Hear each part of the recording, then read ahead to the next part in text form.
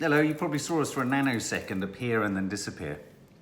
Well, here we are. Apparently, and we were talking about this on Loose Women today, it is because there is so much heat everywhere that everything, the paranormal is buzzing. It's electric. It's fizzing. Is that why... Well, what's happening that's paranormal? Well, that we appeared to be there and then we weren't. Oh, I see. Oh, right, okay. We were from another dimension. You don't believe in any of that nonsense, though, Hi, do you? Ashley. Hi, Hannah. Hi, Julie. Do you believe How in are you all? poltergeists? I don't know. I suppose anything The is girls possible. think this house is haunted, you know that, don't you? I do. Yeah. I do. Hi, Donna. Hi, Kelly. Hi, Gemma. Hey, Jane. Hey, Julie. Hey, Gabriella. Lovely Hello. to see you all. So, Hello, Darren Boy. We are doing a Agony Aunt and Uncle. This weekend. We will be doing that this weekend. We had probably Friday, a actually. few crises developing Yeah, last week. So last week we just wanted to do one and we had a sudden drama, didn't we? We did. We had to stop. How is everyone? Hope you're all good. We are here to do a quick review of a new series that started tonight on Channel 4 called Hang-Ups. Yes. And I have to say, I don't have many man crushes of British personnel, but I am a big fan of Stephen Mangan. Yeah. I had the You worked with him, I had the didn't great you? fortune of filming with him and Tamsin Gregg for a series I did years ago. He was charm personified and very funny. She was hysterical. They were just lovely, and you just wanted to be their best friends.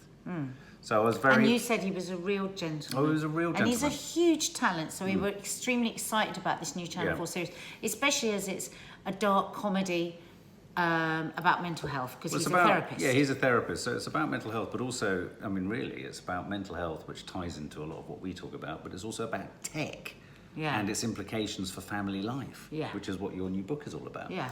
Parent alert if you want it. And in fact, at the moment, I really need to be reading the book myself for what's going on in this house, but that's a whole other story. It's interesting how low-level bullying can happen on social media. Yes. Funny that. But anyway, hang up. So, went into this very excited. Now, can I just say from the outset, as a writer, I go into these things and I don't like to just go in and just hammer them and just sort of make these snap decisions. So, I really wanted to give this a chance. And with the personnel involved, Richard E. Grant and some of the other performers who were in there. Charles Dance. Charles Dance playing his father. That really good actress from Humans, though I don't know what her name is. Who's currently at the National Theatre. Is she? And so theoretically it should have been firing on all cylinders. And there's also that thing of a first episode in a new series. It's a very nerve-wracking moment. You know, people often hear about the nerve-wracking moment you do a first live show, but actually just a first show, it's nerve-wracking. It's nervy.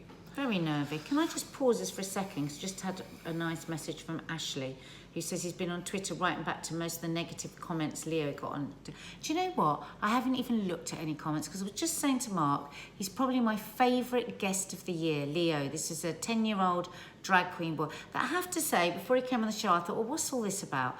But he and his mother impressed me so much. Deeply kind, lovely people. And that's just typical that Ashley would be defending him. Ashley is a good soul. You're a good soul, Ashley. But carry on. Yeah. Ashley you're a good soul. Yeah. Let me say that again. What were we saying? Oh, Darren's broken his foot playing football. Oh, Darren. Sorry. Trish. Hi, loved Leo. Yes, Trish.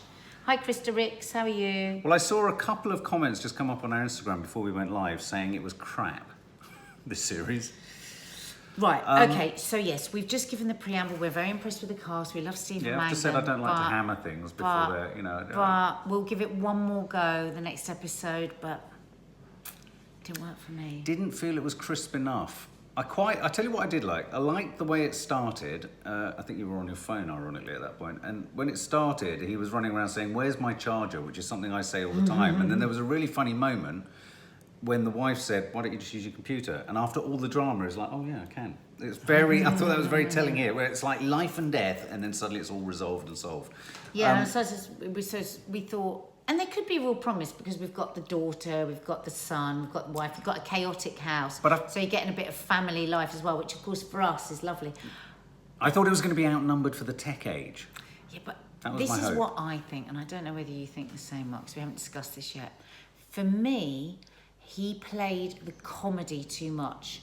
I think they need to play it more real, and then it would have been funny. Yeah. Do you agree? Yeah. I wonder if any of you agree. Yeah, I was a bit disappointed. Hannah Cloet felt it had some funny bits, but wasn't what it was cracked up to be. I feel it has potential. Yeah, Yeah. I felt it had potential. I think Yeah, it got we'll a give it little another bit. go. I think it got overly bogged down by its trying to be clever with all its tech. And I tell you what ended up happening for me was, I just didn't buy it. It felt like an affectation, the way in which we kept cutting to the shots of, because actually a lot of kids don't FaceTime. They WhatsApp by text, so it's not really. And also kids don't talk to their parents at all. It's not even like a bit. Yeah, I'm all right with all of that because it's a drama. So, you know, for me, the big problem is they were playing it for laughs. Yeah. And if they played it for real with Yeah. that same script, it would have been funny. Yeah, I'm a big fan of Richard E. Grant. Worked with him too. He's lovely, and it just got a bit sort of. I don't know, not crude. I don't mind crudity, but it just wasn't funny. It just wasn't witty.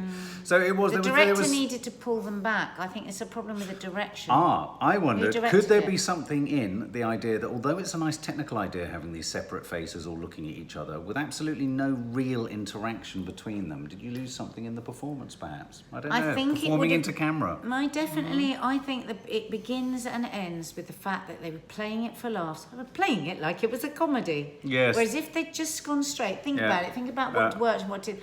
I mean, the great woman with the cat, she was the best character for She me. was, but she did it too much. But then it went too much. Well, she played it for comedy. Played it for the comedy.